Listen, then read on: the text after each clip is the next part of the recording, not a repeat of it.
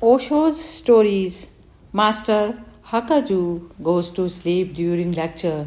Osho comments on a Zen story. This is the way of Zen.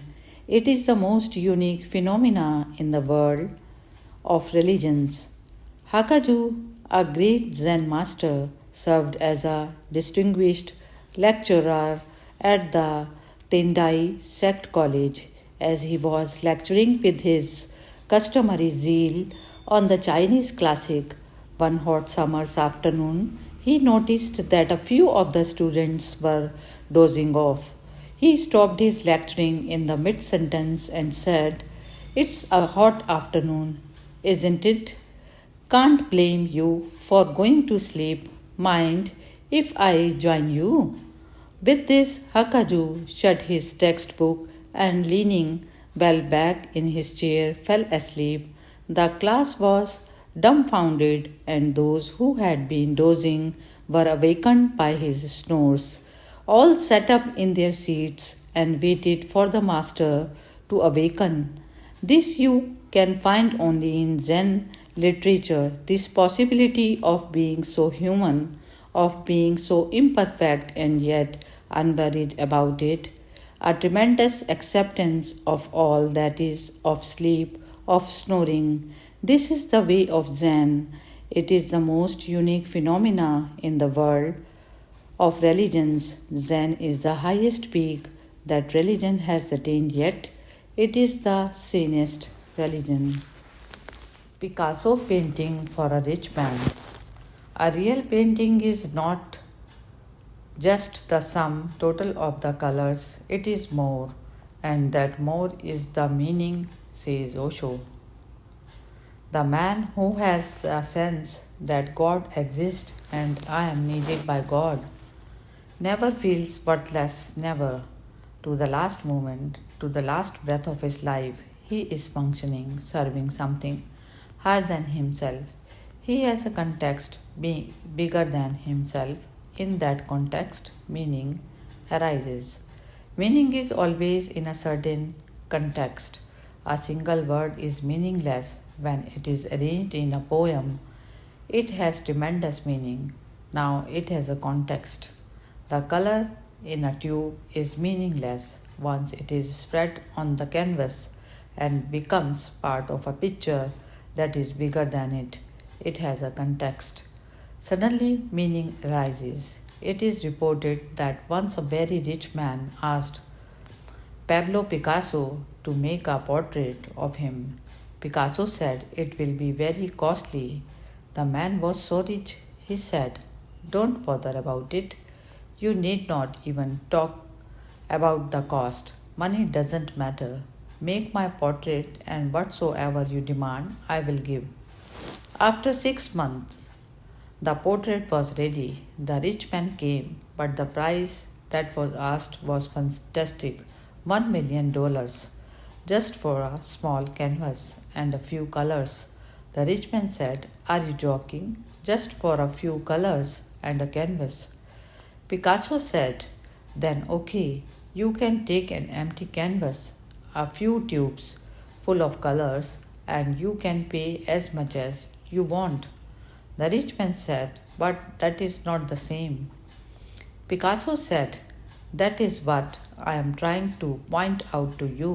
I have created a context, I have created a gestalt, a pattern, and nobody else can create it, hence the price. It is a Picasso painting. Nobody else can do it the way I have done it. It has my signature on it. The harmony of the colors, the music of the colors, the poetry of the colors, that is the thing. I am not asking the price for the colors, but for something that has become expressed through the colors. A real painting is not just the sum total of the colors, it is more, and that more is the meaning. A real life is not the sum total of what you do, unless there is something more to it. You live an inauthentic life. The more is God, the poetry is God, the music is God that surrounds you and floods you. people come to me and ask, "Where is God?" It is not a question of asking where. God is a meaning, not a person. I cannot indicate there. Go there and you will find him. God has no address. God cannot be located. It is a meaning. You have to create meaning in your life. Then God is. God has to be created. And the meaning of creating God is to start becoming more and more sensitive to the existence that surrounds you, the trees, the rocks, the stars, the earth. You are surrounded by great poetry, but you remain separate, hence, you go on missing it. If you live as separate, if you think I am separate, if you live as an ego, then your existence is a pretense. Then your existence will remain meaningless. Then you will never know the glory and the grandeur of life. You will never know the splendors that have always been available to you, but you went on missing. If you exist a separate individual, you have created a ball around yourself. You have become an island, and no man is an island. We are parts of an infinite continent. That continent is God. We are parts of an ocean. The moment you recognize it, that we are parts of an ocean, your life starts having a context bigger than you, higher than you. In that context is the beginning of meaning, and meaning is God. Just a single step is enough. Lose yourself. Don't exist as an I. Don't go on proclaiming yourself as an ego. Drop the ego, and suddenly, immediately, instantly, the hell of your life turns into a heaven. Misery disappears. Misery is a byproduct of your separation. Bliss is the shadow of falling back into the unity. Unio mystica. When again you start feeling like a wave in the ocean, misery cannot exist. What is misery? The fear of death.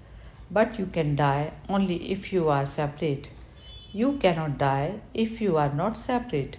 If the wave thinks I am separate from the ocean, it is going to die. It will remain afraid, trembling. If it knows it is a part of the ocean, it is not going to die. It will fall back into the source. It will come again. It will go. It will come. It will appear and disappear, but it cannot die.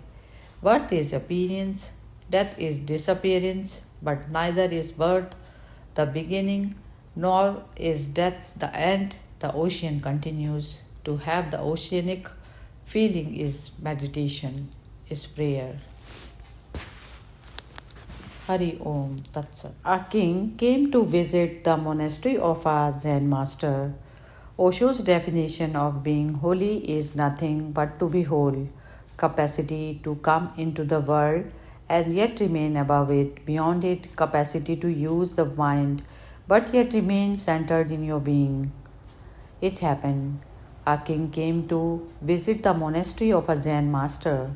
The master took him around. He was very interesting in knowing everything about the monastery. He took the king to every place except one, the central temple, and that was the most imposing building. And yet, whenever the king asked, "Why don't you take me to the temple?" the master would behave as if he had not heard. Finally, the king was very angry because he was even taken to bathrooms and toilets. He said, "Are you mad or something? Why don't you take me to the temple?" And the master said, "For a certain reason, because you are constantly asking, 'What do you do?' They hear. In the library we read, 'I can take you to the library.' In the bathrooms we take baths. 'I can take you to the bathrooms.'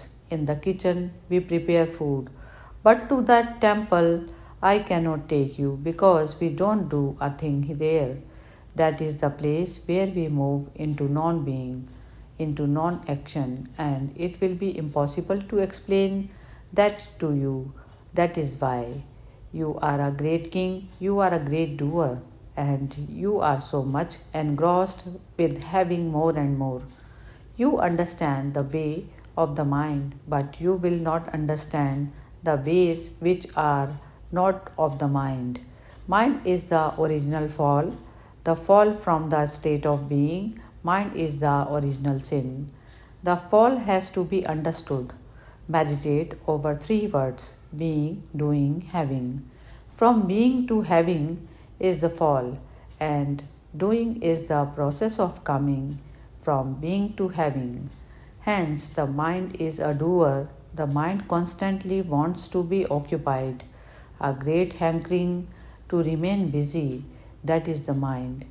One cannot sit alone. One cannot sit in passive receptivity, not even for a few moments. It is such a torture for the mind because the moment you stop doing, the mind starts disappearing. If you go to a Zen master and ask, "What do you do there? What are these people, your followers, doing?" he will say, "They just sit, they don't do a thing." The mind is a doer. Watch your own mind and you will understand. What I am saying is not a philosophical statement, it is just a fact. I am not proposing any theory for you to believe or to disbelieve, but something that you can watch in your own being, and you will see it wherever you are alone. You immediately start looking. Something has to be done. You have to go somewhere. You have to see somebody. You can't be alone. You cannot be a non doer. Doing is the process by which the mind is created. It is condensed doing. Hence, meditation means a state of non being, non doing. If you can sit silently, doing nothing, suddenly you are come back home. Suddenly you see your original face, suddenly you see the source, and that source is Sachidananda. It is truth, it is consciousness, it is bliss. Call it God or Nirvana or what you will. From being to doing to having. This is how Adam consciousness arrives in the world, to move backwards from having to doing, from doing to being. This is what Christ consciousness means. But Sufis has a very tremendously significant message for the world. They say the perfect man is one who is capable of moving from being to doing, to having or doing to being, and so on, so forth. When the circle is perfect, then the man is perfect. One should be capable of doing. I am not saying that you should become incapable of doing. That will not be of any value. That will be simply impotence. You should be capable of doing, but you should not be engrossed in it. You should not become involved in it. You should not become possessed by it. You should remain the master. And I am not saying that all that you have has to be dropped. I am not saying to renounce all that you have. Use it, but don't be used by it. That's all. Then the perfect man is born. I call that perfect man a sannyasin. He will be both Adam plus Christ. The worldly man is Adam, and up to now, the other worldly man has been involved with Christ consciousness, but both are half. Man needs to become a totality, a wholeness, and my definition of being holy is nothing but to be whole, capacity to come into the world and yet remain above it, beyond it, capacity to use the mind but yet remain centered in your being. Then the mind is a mechanism of immense value. Then it is not a sin to have a beautiful mind. You have a beautiful instrument of immense complexity, and it is a joy to use it, just as it is a joy to drive a beautiful car. which is a perfect mechanism. There is nothing like the mind. If you can use it, then the mind is divine too. But if you are used by it and your sky gets lost in the clouds of the mind, then you will remain in misery, in ignorance. The arrival of the mind happens through getting identified with the contents of consciousness. Just a small change, a single step is needed, and that step bridges this to that. That single step bridges the whole to God, the outer to the inner, the mundane to the sacred. What is that single step? Non identification. Remain a witness. Always remember to remain a witness. Whatsoever passes in the mind, know perfectly well you are not it. You are not the stuff called the mind. Once you become identified with any stuff of the mind, you are trapped in a prison. Then you can go on changing and rearranging the stuff again and again, but nothing will happen. That's what people go on doing, improving upon themselves, creating a beautiful character, becoming saintly, religious, but the basic thing has not yet been done. They are simply rearranging the stuff of the mind. You can go on arranging the furniture of your house, you can arrange it in better ways, far more aesthetically, but it remains the same stuff. The sinner and so called saint are not very different, both are different arrangements of the same mind. The real sage is one who has become aware that he is not the mind at all. The idea of sin arises in him and he remains aloof, and the idea of being a saint arises in him, he remains aloof. He gets identified with nothing, anger or compassion, hate or love, good or bad. He remains non judgmental. He doesn't condemn anything in the mind. If you are just a witness, what is the point of condemning anything? And he doesn't praise anything in the mind. If you are just a witness, again praise is just futile. He remains cool and collected and centered. The mind goes on revving around him just from past momentum. For thousands of lives, you have remained identified with the mind. You have poured so much energy into it. It goes on revolving and revolving for a few months, even for a few years. But if you can remain a silent watcher, a watcher on the hills, then slowly the energy, the momentum is lost and the mind comes to a stop.